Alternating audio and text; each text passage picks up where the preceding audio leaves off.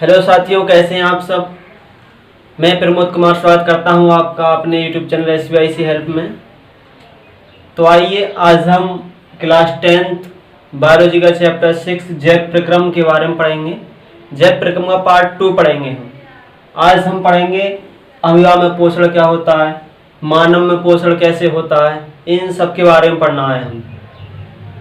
जैव प्रक्रम के बारे में हमने पहली वीडियो में पढ़ लिया है। जैव प्रक्रम क्या है, स्वपोषी पोषण क्या होता है, विषम पोषी पोषण क्या होता है, प्रकाश संश्लेषण की क्रिया क्या होती है, पेड़ पौधे भोजन कैसे बनाते हैं, ये सब हम पहले वीडियो में पढ़ चुके हैं। अगर आपने पहली वीडियो नहीं देखी हो तो इसका पार्ट 1 जरूर देख लें। तो आइए आज हम पढ़ते हैं। पहले पढ़ते हैं मानव पोषण से पहले हम छोटा सा टॉपिक है हमारा अमीबा में पोषण। तो देखिए अमीबा में पोषण कैसे होता है। पोषण का मतलब होता है भोजन ग्रहण करना, पाचन करना और उससे ऊर्जा की प्राप्ति करना। फिर उस ऊर्जा को हम क्या करते हैं अपने दैनिक कार्यों में, दैनिक कार्य सब उसी ऊर्जा के द्वारा हम करते हैं। ठीक है, तो देखो ये अमीबा है। अमीबा क्या है, एक कोश की जीव है। एक कोश की जीव है। तो ये कैसे भोजन ग्रहण करता है अपना। ठीक, तो देखो ये क्या होता है, इसका केंद्रक होता है। ये क्या है, इसका केंद्रक है। और जैसे ही भोजन का कण, ये क्या है, भोजन का कण क्या है, ये खाद्य पदार्थ कण है। ये किसका, भोजन का। अमीबा के जैसे ही भोजन का कण पास में आएगा, यानी जिस अमीबा के लिए जैसे भोजन का कण दिखाई देगा तो क्या काम करता है, ये क्या है, इसके कूटपाद हैं। ये दोनों, ये और ये क्या कहलाते हैं, कूटपाद। क्या कहलाते हैं, ये कूटपाद यानी पैर। अमीबा पर पैर नहीं होते हैं वैसे, लेकिन नकली पैर होते हैं अमीबा के। ये क्या होते हैं, ये नकली पैर, इन्हें हम बोलते हैं कूटपाद। इन्हीं की सहायता से यह भोजन ग्रहण करता है। तो देखिए कैसे करता है। जैसे ही इसे भोजन का कण दिखेगा तो क्या काम करता है, ये अपने कूटपादों को आगे बढ़ाने लगता है, अपने नकली पैरों को आगे बढ़ाने लगता है। और क्या काम करता है, तो ये इसी प्रक्रिया को हम क्या बोलते हैं, अंतर्ग्रहण बोलते हैं। नकली पैरों की सहायता से भोजन को ग्रहण कर लेता है ये। तो इसे हम क्या बुलाएंगे, भोजन का अंतर्ग्रहण, यानी भोजन को ग्रहण करना ही क्या कहलाता है, अंतर्ग्रहण। अब देखो यहाँ पे क्या होता है, इसने भोजन ग्रहण कर लिया और फिर क्या अपने ये नकली पैरों को क्या कर लेता है, बंद कर लेता है। ये क्या है, केंद्रक है। ये क्या है, केंद्रक। और फिर ये नकली पैरों को अपने इसने कूटपादों को बंद कर लिया। ये ठीक है, क्या है, इसके कूटपाद, कूटपाद यानी पैर है इसके ये। तो भोजन इसने बंद कर लिया कण अपने अंदर, जैसे भोजन कण मिला इससे अपने पैरों से इसने बंद कर लिया। अब क्या होता है, तो अब यहाँ पे इसका क्या होगा, पाचन होगा। क्या होगा, यहाँ पे इसका पाचन होगा। पूरी पाचन क्रिया होने के बाद क्या करता है, इसका अगले स्टेप में क्या करता है, भोजन का अवशोषण करता है ये।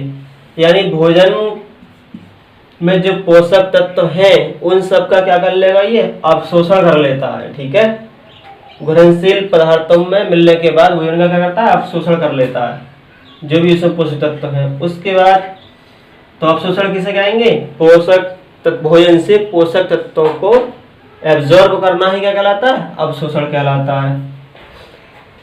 स्वांगीकरण में क्या होता है, देखो इसके बाद क्या होता है, पोषक तत्वों का अवशोषण हो गया। ठीक है, अब क्या होता है, अवशोषण के बाद जो पोषक तत्व हैं वो इसके पूरे शरीर में पहुंचने जरूरी है।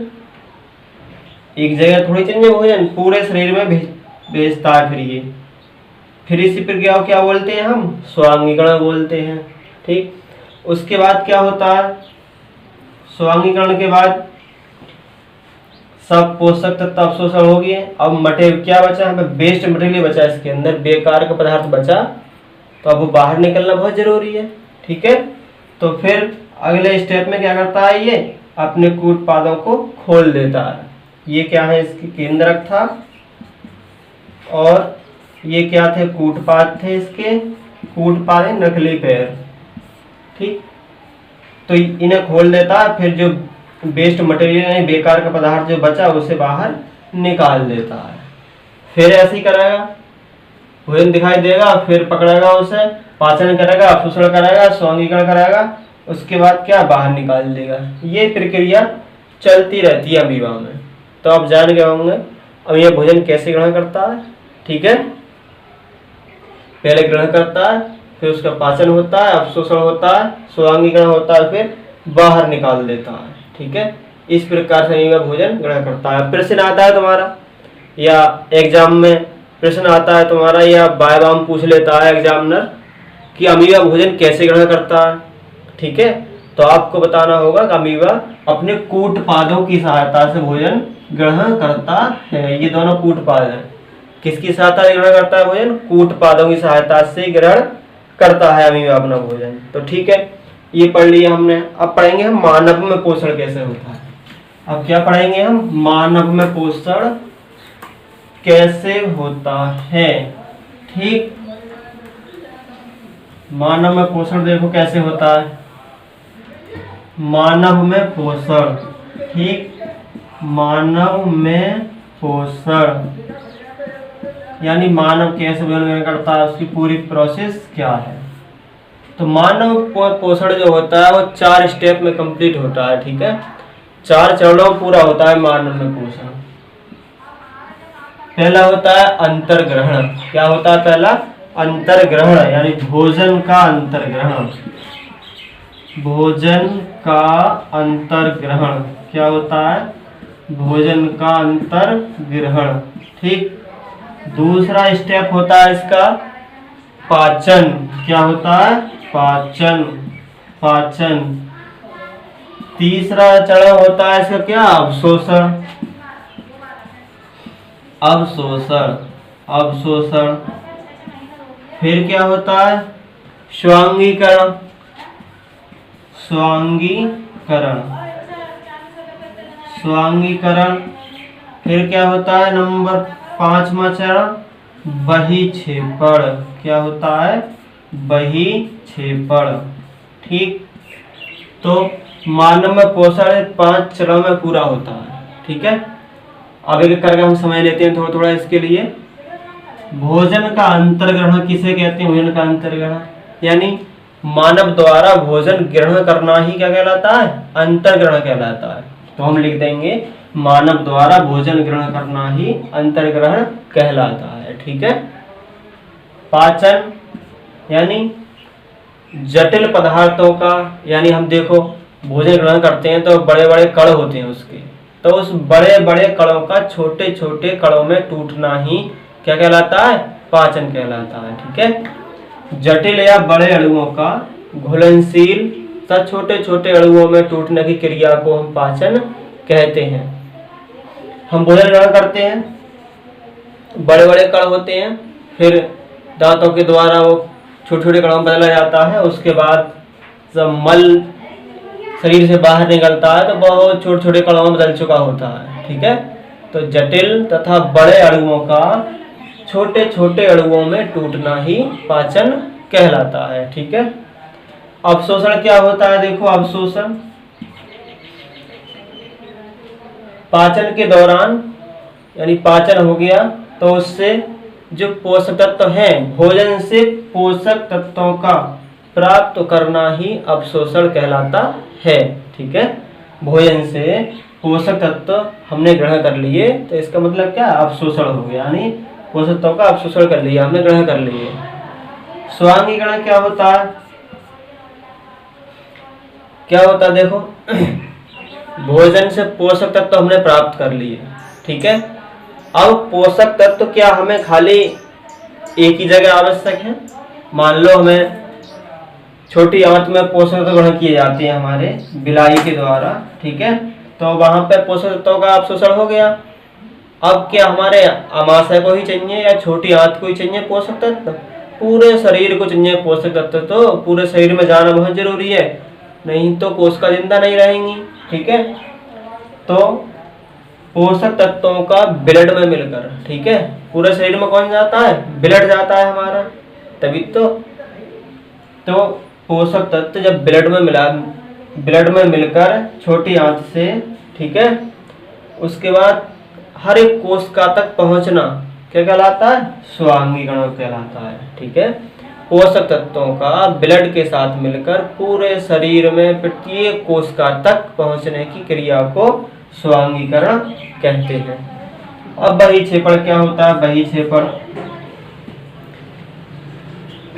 अब हमने पोषक तत्व ग्रहण कर लिए भोजन से, ठीक है। अब जो बचा वो क्या बचा? सब वेस्ट मटेरियल बचा, बेकार का पदार्थ बचा, जो बचा तो वो शरीर से बाहर निकलना बहुत जरूरी होता है। तो अवशिष्ट पदार्थ या बेकार के पदार्थों का शरीर से बाहर निकलना ही क्या कहलाता है? बहिक्षेपण कहलाता है। ठीक है, जाने होंगे आप। एक बार देखो, भोजन का अंतर्ग्रहण में हम क्या लिखेंगे? मनुष्य द्वारा भोजन ग्रहण करने की प्रक्रिया को अंतर्ग्रहण कहते हैं। पाचन, जटिल या बड़े अणुओं का छोटे छोटे अणुओं में टूटना क्या कहलाता है? पाचन कहलाता है। अवशोषण, पाचन के बाद भोज्य पदार्थों से पोषक तत्वों को ग्रहण करना ही क्या कहलाता है? अवशोषण कहलाता है। स्वांगीकरण, पोषक तत्वों का ब्लड के माध्यम से पूरे शरीर में पहुंचना ही क्या कहलाता है? स्वांगीकरण कहलाता है। बहिक्षेपण, शरीर से अपचा तथा अपशिष्ट पदार्थ का बाहर निकलना ही क्या कहलाता है? बहिक्षेपण कहलाता है। ठीक है, आप जान गए होंगे। अब हमें जो पढ़ना है इसमें मुख्य रूप से हम पाचन के बारे में पढ़ेंगे। किसके बारे में पढ़ेंगे? हम पाचन के बारे में पढ़ेंगे मुख्य रूप से अब। ठीक है, तो देखो पाचन कैसे होता है मनुष्य में पाचन। ठीक है, अब आगे पढ़ेंगे हम मनुष्य में पाचन, मानव में पाचन। ठीक, मानव में पाचन। ठीक, मानव में पाचन कैसे होता है उस पूरे प्रोसेस को हम जानेंगे। ठीक है, देखो मानव में पाचन क्या होता है। सबसे पहले क्या होता है? पाचन में कई चरणों में पूरा होता है पाचन हमारा। ठीक है, जैसे पहला होता है हमारा मुख गुहा में पाचन। क्या होता है? मुख गुहा में पाचन। मुख गुहा, मुख गुहा में पाचन पहला स्टेप है ये हमारा। कई स्टेप में पूरा होता है पाचन। मुख गुहा में पाचन। मुख गुहा कहाँ होती है हमारी? जो हम भोजन ग्रहण करते हैं, हम रखते हैं भोजन, मुंह जो जिसे हम बोलते हैं, वो सब क्या है हमारी? मुख गुहा। जैसे चित्र में देखो, ये क्या है? मुख गुहा है। ये पूरी क्या है? मुख गुहा। मुख गुहा में ही दांत आते हैं और मुख गुहा में जीभ आती है। ये सब क्या? मुख गुहा होती है। ठीक, तो मुख गुहा में देखो क्या क्या चीज होती है। मुख गुहा में होते हैं हमारे दांत। क्या होती है मुख गुहा में? दांत होते हैं एक तो, और क्या होता है? जीभ होती है। क्या होता है? जीभ होती है। मुख गुहा में दांत, जीभ, और क्या होता है? तीसरी लार ग्रंथियां। क्या होती है हमारी? लार ग्रंथियां। ठीक, तो देखो दांत क्या काम करते हैं? जैसे ये भोजन ग्रहण करते हैं उसे छोटे छोटे अणुओं में तोड़ देते हैं, छोटे छोटे कणों में तोड़ देते हैं, पीस कर दांत। ठीक है, भोजन के बड़े बड़े कणों को छोटे छोटे कणों में पीस देते हैं दांत। ठीक है, और दांत हमारे कितने होते हैं? ठीक है, इसके दांतों का काम हो गया भोजन का पीसना। क्या काम हो गया? भोजन का पीसना। ठीक है, दांत कई प्रकार के होते हैं हमारे। देखो इन्हें बाद में पढ़ेंगे, कल दांतों को पढ़ लो। दांत हमारे 4 प्रकार के होते हैं। कितने प्रकार के होते हैं? 4 प्रकार के दांत होते हैं। एक किरंतक दांत होते हैं, रदनक होते हैं, किरंतक, रदनक, तीसरे अग्रचवड़क, अग्रचवर्णक, और चौथे होते हैं चवर्णक। ठीक है, कितने प्रकार दांत हो गए हमारे? 4 प्रकार के दांत होते हैं। कुल दांत कितने होते हैं हमारे? 32 होते हैं मनुष्य में। कुल दांत कितने होते हैं मनुष्य में? 32 होते हैं। ठीक, और छोटे बच्चे में 20 होते हैं। दूध के दांत जिसे बोलते हैं वो कितने होते हैं? 20 होते हैं। और वयस्क मनुष्य में कितने होते हैं? 32 होते हैं। ठीक है, तो किरंतक दांत कौन से होते हैं? किरंतक जो अगले दांत होते हैं हमारे। ठीक है, अगले वाले दांतों को हम क्या बोलते हैं? किरंतक बोलते हैं। इनका काम होता है भोजन को काटना। ठीक है, भोजन को काटना। रदनक, रदनक भोजन को काटने का काम होता है इनके, भोजन को काटना, भोजन को काटना किसका काम हो गया, कृंतक दांतों का काम हो गया। रदनक का क्या हो गया, चीरना फाड़ना, जो साइड में होते हैं हमारे, ये चार हमारे क्या होते हैं, सामने कृंतक और फिर ये क्या हो गया रदनक। रदनक का काम है चीरना फाड़ना, क्या काम है इसका, चीरना फाड़ना, ये किसका काम हो गया, रदनक दांतों का काम हो गया है। ठीक है, अगला चबड़क, इनका काम पीसना होता है। ठीक है, और इनका काम भी क्या होता है, पीसना होता है। ये भोजन को बहुत बारीक बारीक कड़ों में पीस देते हैं। ठीक है, तो चार प्रकार दांत हो गए, कृंतक, रदनक, अग्र चबड़क और चबड़क। अब दांतों का फॉर्मूला भी होता है, एक कौन सा होता है फॉर्मूला, देखो 21-23 क्या होता है दांतों का फॉर्मूला, 21-23, इससे हम याद कर सकते हैं 21-23। ठीक, ये दांतों का फॉर्मूला हो जाए। टोटल 32 दांत हो गए। देखो 4 जे हो गए, 8 जे होते हैं हमारे कृंतक, 4 ऊपर 4 नीचे, और 4 ये होते हैं, दो ऊपर 2 नीचे, 8 जे होते हैं, 2 ऊपर 2 नीचे, और 12 ये होते हैं। कितने हो गए देखियो, 8 4 12, 8 20 और 12 कितने हो गए, 32 हो गए। ठीक है, ये कितने हो गए कृंतक 8, ये 8 हो गए, और ये कितने हो गए रदनक 4 हो गए, 4 2 ऊपर 2 नीचे, साइडों में 2 ऊपर, साइडों में 2 ऊपर 2 नीचे, ये रदनक हो गए हमारे। अगले चबड़क कितने हो गए, 8 हो गए। ठीक है, 4 ऊपर 4 नीचे, और चबड़क कितने हो गए, 12 हो गए। ठीक है, 6 ऊपर 6 नीचे।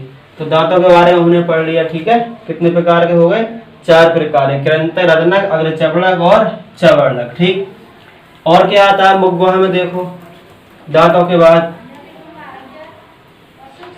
मुखगुहा में आती है हमारी जीभ, और क्या आती है, जीभ आती है। ठीक, जीभ के बारे में पढ़ लो। जीभ देखो हमारे 4 भागों में बटी होती है। जीभ का मुख्य काम क्या हो गया, स्वाद लेना। क्या हो गया मुख्य काम, स्वाद लेना, ये स्वाद बताती है जीभ हमारा। ठीक है, इस प्रकार से देखो, इस प्रकार से होती है हमारी जीभ, ये ठीक, ये जीभ होती है, 4 भागों में बटी होती है। ये अगला वाला भाग क्या बताता है, मीठा स्वाद बताता है।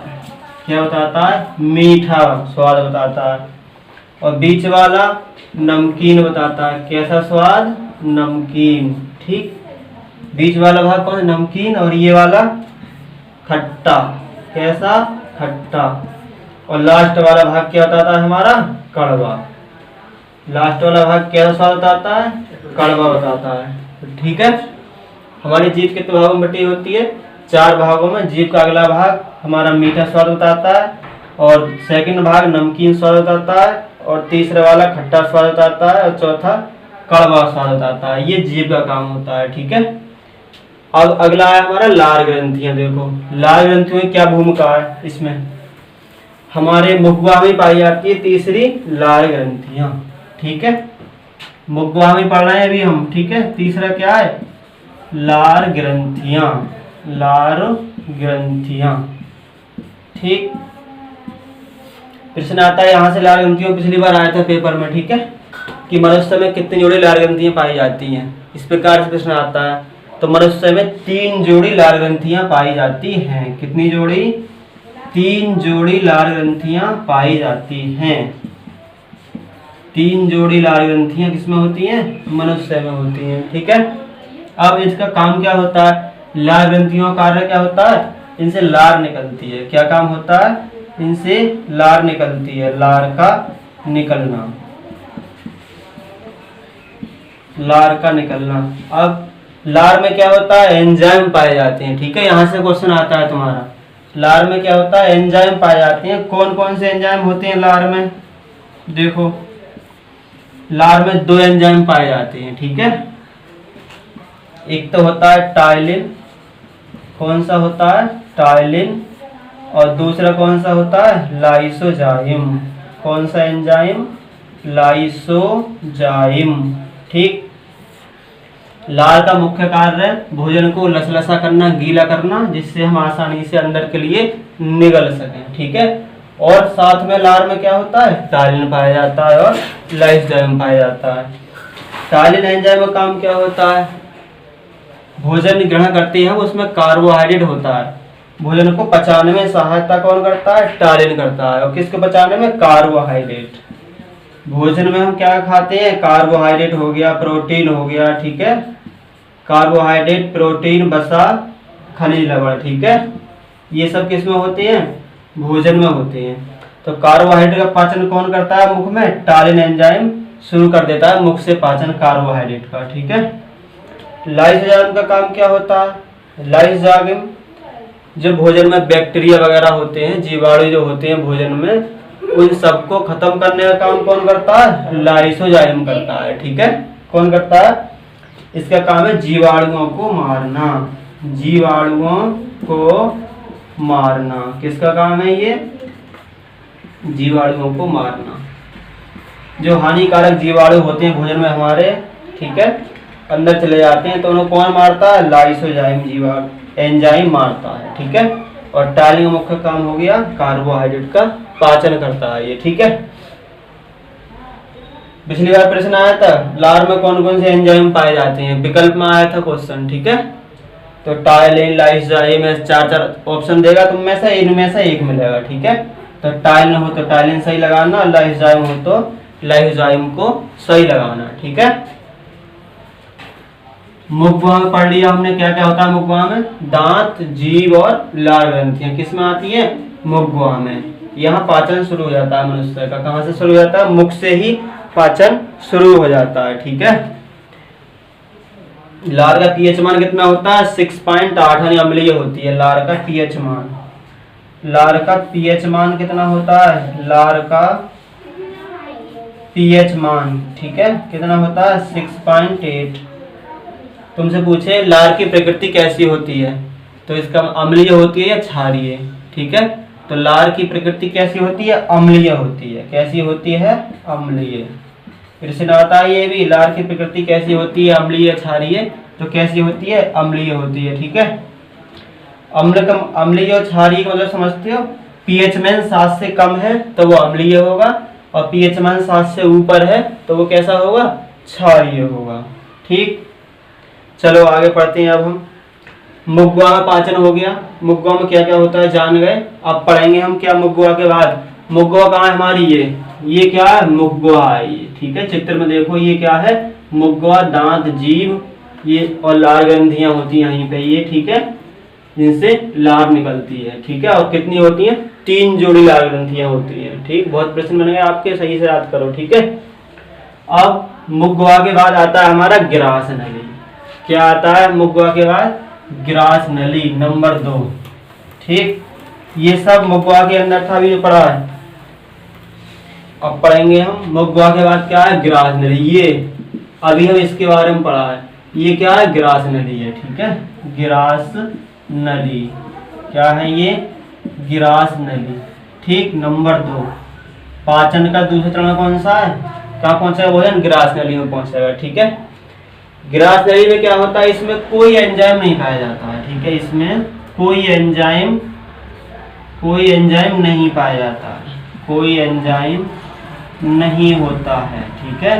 कोई एंजाइम नहीं होता है इसमें, तो कोई एंजाइम नहीं होता है तो यहाँ पे पाचन भी नहीं होता है, ठीक है। इसका काम है सिर्फ मुखगुहा से भोजन को आगे बढ़ा देना।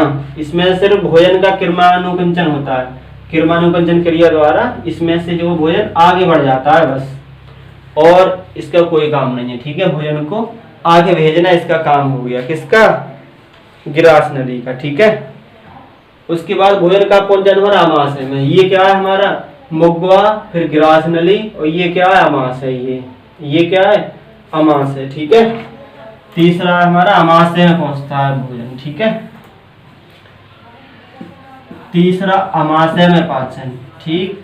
आमाशय में पाचन, आमाशय में पाचन देखो, आमाशय मतलब पेट हमारा, ठीक है। क्या होता है आमाशय, ये पेट होता है, ये क्या है, आमाशय है हमारा, ठीक है। ये कैसा होता है, थैलेनुमा संरचना होती है। कैसे होता है ये आमाशय, एक थैलेनुमा संरचना होती है, एक थैलीनुमा संरचना होती है, एक थैली नुमा यानी थैली की तरह संरचना, थैली नुमा संरचना होती है ये। कौन? अमाशय हमारा। ठीक है, ये सब बातें। और अब देखो अमाशय में क्या होता है। बहुत सब लगभग भोजन ग्रहण करने के बाद 3 से 4 घंटों तक भोजन किस में रहता है? अमाशय में ही रहता है हमारा। कितनी देर? 3 से 4 घंटों तक भोजन कहाँ रहता है? अमाशय में रहता है। तो अमाशय में क्या रहता है? अमाशय की दीवार से, अमाशय की भित्ति से क्या निकलता है? जठर रस निकलता है। यहाँ पर पाचन होता है, इसमें एंजाइम पाए जाते हैं। ठीक है, क्या निकलता है इसमें से? अमाशय की दीवार से जठर रस निकलता है। अमाशय की दीवार से, अमाशय की दीवार से क्या निकलता है? जठर रस निकलता है। क्या निकलता है? जठर रस। जठर रस निकलता है किससे? अमाशय की दीवार से। इस जठर रस में एंजाइम पाए जाते हैं। इस जठर रस में क्या पाए जाते हैं? एंजाइम पाए जाते हैं। ठीक है, कौन कौन से एंजाइम पाए जाते हैं? देखो इस जठर रस में पेप्सिन। कौन सा?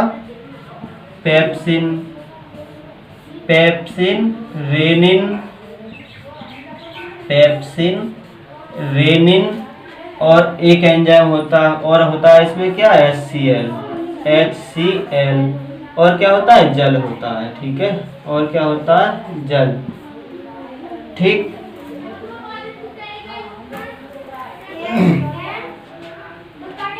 तो तुमसे पूछा HCl कहाँ, HCl का स्राव कहाँ होता है? ठीक है, तो HCl किस में पाया जाता है? जठर रस से। जठर रस में HCl पाया जाता है। पेप्सिन, रेनिन कहाँ से स्राव होता है? जठर रस में होता है। पेप्सिन कहाँ होता है? जठर रस में होता है। ठीक है, और जठर रस कहाँ से निकलता है? अमाशय की भित्ति से, इसी अमाशय की दीवार से निकलता है जठर रस, इसी अमाशय से। ठीक है, तो पेप्सिन का काम होता है। देखो क्या काम, जो पेप्सिन एंजाइम है जठर रस में, इसका काम क्या है? इसका काम होता है प्रोटीन का पाचन करना। क्या काम है इसका? प्रोटीन का पाचन करना। इसका काम हो गया किसका? प्रोटीन का पाचन करना। प्रोटीन का पाचन, जो हम भोजन ग्रहण करते हैं, ठीक है, तो उसमें कार्बोहाइड्रेट होता है, प्रोटीन होता है, ठीक है, वसा होती है, खनिज लवण होते हैं, यही तो होता है भोजन में, और कुछ नहीं होता। ये 3-4 चीजें होती हैं, कार्बोहाइड्रेट, प्रोटीन, वसा, खनिज लवण। तो कार्बोहाइड्रेट का कुछ पाचन कहाँ हो गया? हमारे मुखवा में हो गया था, टालिन एंजाइम ने कर दिया था। ठीक है, उसके बाद कहाँ आ गया? अमाशय में आ गया भोजन। अमाशय में की दीवार से क्या निकलेगा? जठर रस निकलता है। अब जठर रस में कौन कौन से एंजाइम होते हैं? पेप्सिन एंजाइम होते हैं। ठीक है, एंजाइम का काम होता है भोजन को पचाना। ठीक, क्या काम होता है एंजाइम का? भोजन को पचाना। तो पेप्सिन एंजाइम जो है भोजन में उपस्थित प्रोटीन का पाचन करता है। किसका काम करता है? प्रोटीन का पाचन। कौन करता है? पेप्सिन एंजाइम करता है। ठीक है, प्रोटीन का पाचन करता है। और किसमें क्या? और रेनिन जो एंजाइम होता है ये क्या काम करता है? ये जो है दूध में उपस्थित केसीन प्रोटीन का पाचन करता है। किसमें? ये जो करता है केसीन, केसीन प्रोटीन का पाचन करता है ये। ठीक है, केसीन प्रोटीन का पाचन, केसीन प्रोटीन का पाचन। ठीक, केसीन, रेनिन जो बच्चों में स्राव होता है, ये बच्चों में पाया जाता है, रेनिन नाम का एंजाइम। ठीक है, जब बच्चा छोटा होता है दूध पीता है, उस माता के दूध में कौन सी प्रोटीन होती है? केसीन प्रोटीन होती है।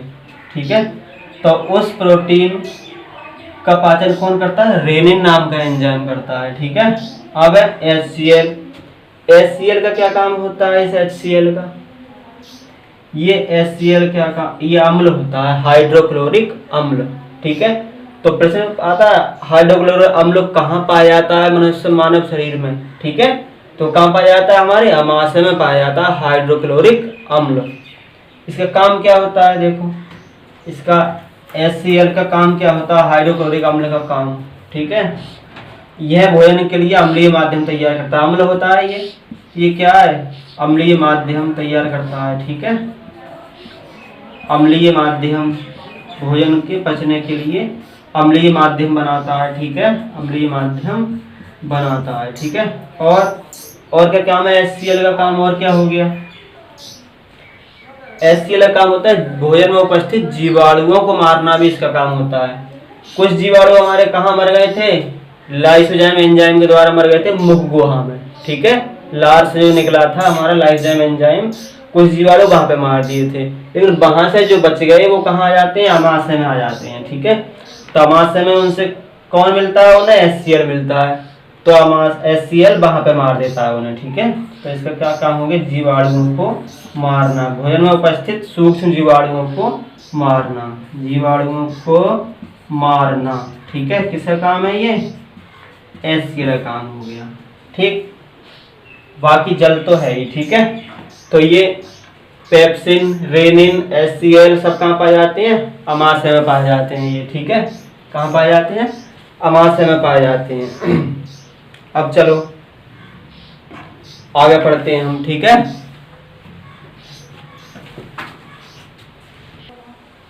अब देखिए एसिडिटी क्या होती है। एसिडिटी आपने सुना होगा, कहीं डॉक्टर के पास जाते हैं कि साहब मुझे तो खट्टी खट्टी डकार आ रही है डॉक्टर साहब, ठीक है। तो डॉक्टर साहब क्या बताते हैं कि तुम्हें क्या एसिडिटी हो गया, क्या हो गया, एसिडिटी। और एसिडिटी में होता क्या है, इसमें खट्टी खट्टी डकारें आती हैं, ठीक है। और कब होता है ये, जब अमाशय से, किससे, जब अमाशय हमारा ये है, इस अमाशय से HCl अम्ल यानी हाइड्रोक्लोरिक अम्ल का अधिक स्राव हो, ज्यादा निकले, ठीक है।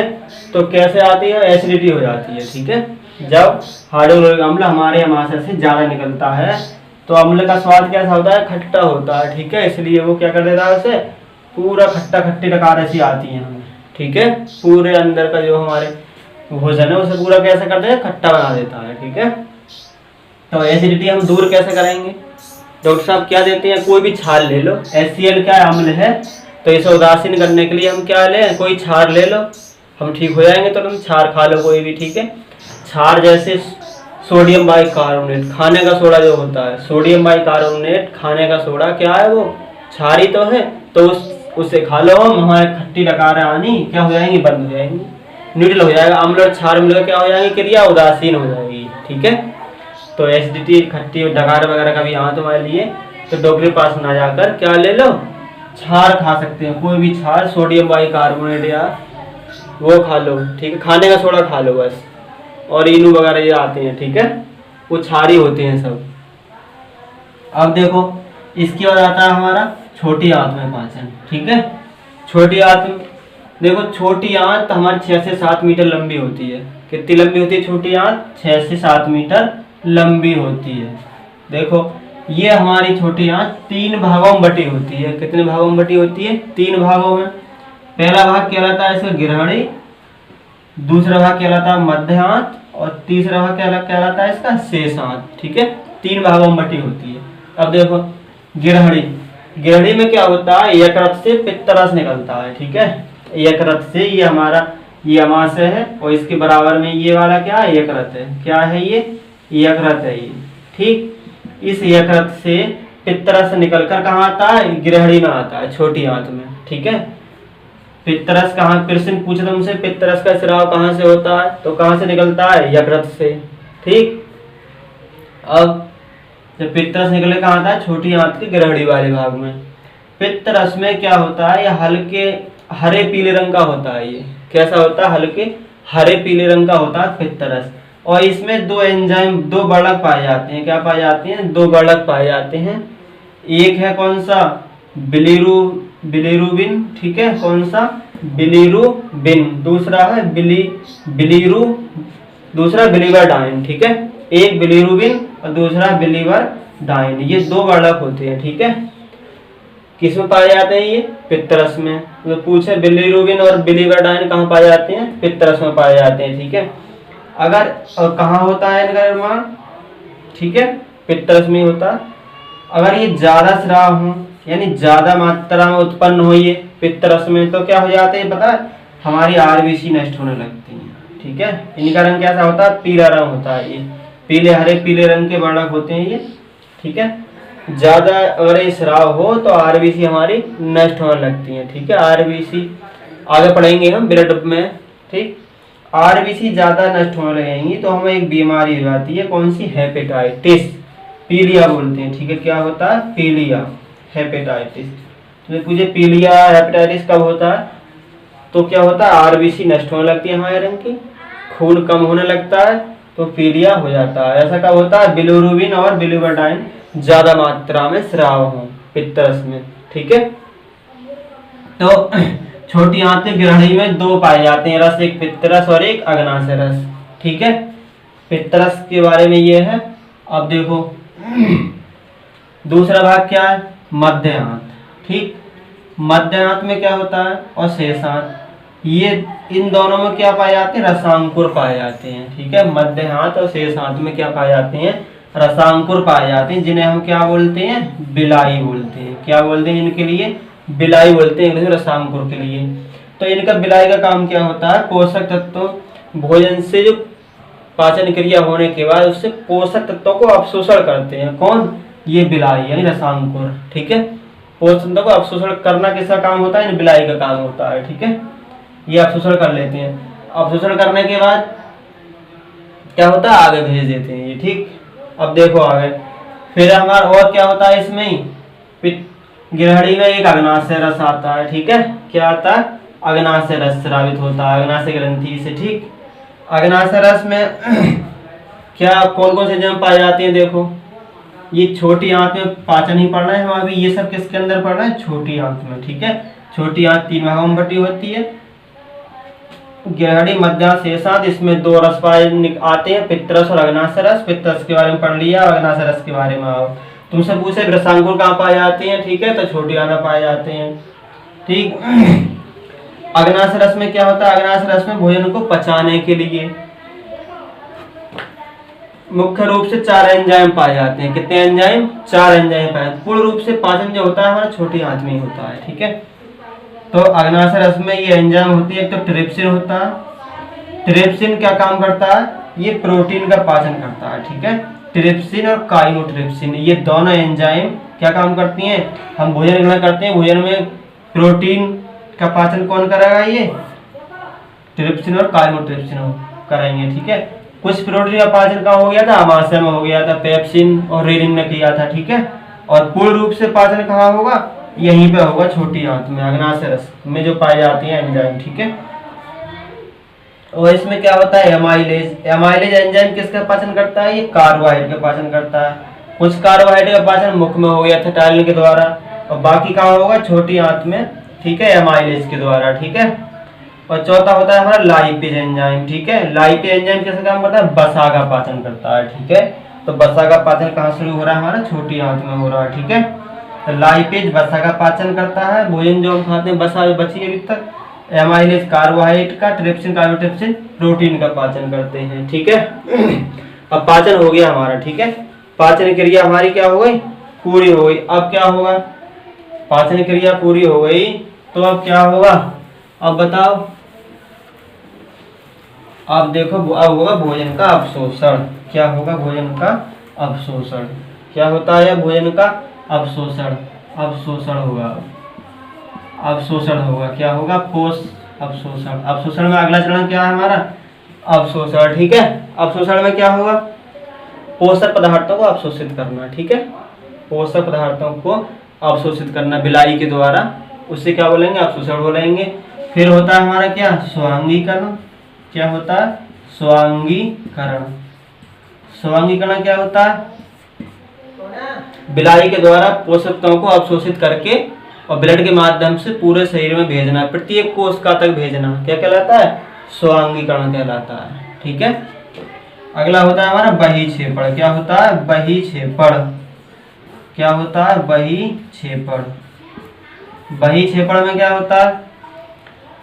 अपचा या अघुलनशील या वेस्ट पदार्थ शरीर से बाहर निकालना क्या कहलाता है? बहिक्षेपण कहलाता है, ठीक है। ये हमारा आमाशय था। ये क्या? हमारी छोटी आंत शुरू होती है यहाँ से, और ये बड़ी आंत है, ठीक है, और ये गुदाद्वार, ठीक है। छोटी आंत के बाद पाचन होने के बाद भोजन कहाँ जाता है? हमारा बड़ी आंत में आ जाता है, और बड़ी आंत के में क्या होता है? बड़ी आंत में जल का अवशोषण कर लिया जाता है, ठीक है। बड़ी आंत में पोषक तत्वों का अवशोषण कहाँ हो गया था? हमारा छोटी आंत में, लेकिन अब जल बचा। जल का अवशोषण क्या होता है? बड़ी आंत में होता है। बड़ी आंत में एक वो पाया जाता है ई कोलाई नाम का जीवाणु। ई कोलाई नाम का जीवाणु पाया जाता है कहाँ पर? बड़ी आंत में। ये क्या काम करता है? भोजन में से उपस्थित जल का अवशोषण करता है। ये किसका? जल का अवशोषण करता है ये। अगर ये ई कोलाई सही से काम नहीं करता है तो हमें एक बीमारी हो जाती है, यानी जल का अवशोषण नहीं करेगा तो हमें क्या, हमें पेचिश हो जाती है, दस्त हो जाते हैं। ठीक है, मल हमारा कैसा हो जाता है? बहुत पतला हो जाता है, क्योंकि जल का अवशोषण ये ई कोलाई नहीं करता है इसलिए। ठीक है भाई, उसके बाद क्या होता है? गुदाद्वार के द्वारा वेस्ट मटेरियल शरीर से बाहर निकाल दिया जाता है। ठीक है, वही क्षेपण कहाँ होता है? ये गुदाद्वार के द्वारा बाहर निकाल दिया जाता है। तो इस प्रकार से आपने पढ़ा मनुष्य में पाचन प्रक्रिया कितने चरणों में पूरी होती है, पाचन कैसे होता है। ठीक है, कौन सा पाचन में मुख्य भूमिका निभाता है। ठीक है, तो आज हम यहीं तक रहने देते हैं। तो आज मुझे लगता है ये चैप्टर लगभग कंप्लीट ही हो चुका है, थोड़ा बहुत रह गया होगा, आगे देखेंगे हम। अगर आपको वीडियो पसंद आई हो तो कृपया लाइक करें, शेयर करें, और चैनल सब्सक्राइब नहीं किया है तो सब्सक्राइब भी कर लें, जिससे आपको और अच्छी अच्छी वीडियो आगे